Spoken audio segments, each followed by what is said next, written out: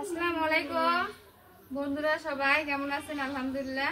আপনাদের মাঝে এই যে বগুড়ার বিটি রিমু খান হচ্ছে গিয়ে নতুন একটা ব্লগ নিয়ে আসলাম, নকশি কাঁথা।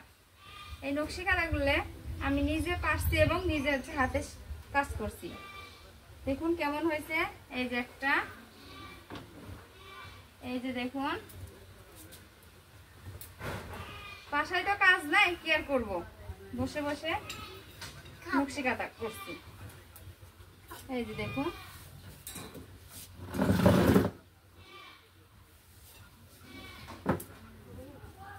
এই যে দেখুন, পুরো দেখা যাচ্ছে। এই যে দেখুন, পুরোটাই দেখা যাচ্ছে, সেই সুন্দর হয়েছে খাতা।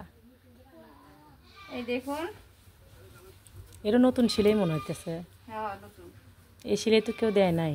ওটা নিজে হাতে হচ্ছে গিয়ে নিজে আগান হয়েছে, নিজেই হচ্ছে গিয়ে উঠোন হয়েছে। এই যে এটা হচ্ছে গিয়ে, এটাও তো নতুন সেলাই এই দেখতেছি। যে দেখুন,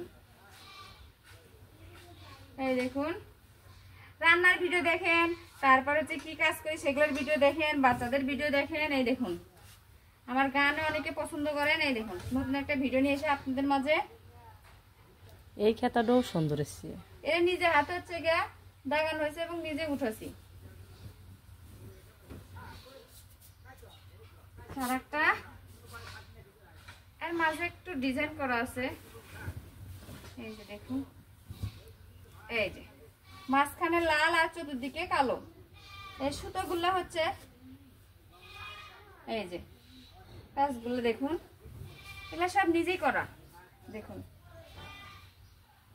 এই যে, আর এগুলা হচ্ছে কুশি কাটা দিয়ে এই যে করছে। এই দেখুন, এই যে কাজগুলা, এই যে, এই দেখুন, এই যে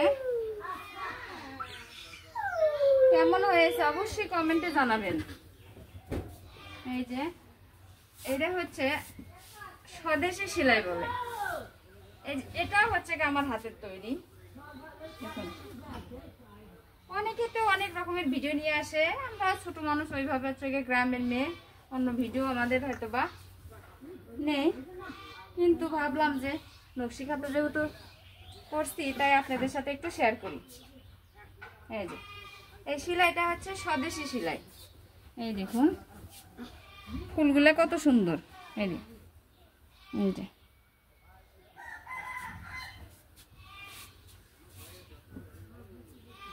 এই যে আর একটা,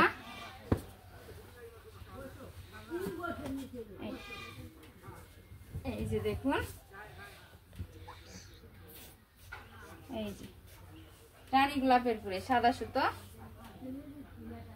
এই যে মুড়ি মারা হয়েছে এক্সট্রা কাপড় দিয়ে। এই দেখুন,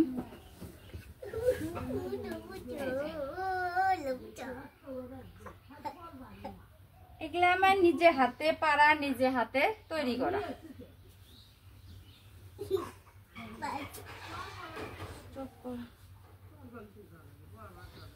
একলার কাপড় কেনা।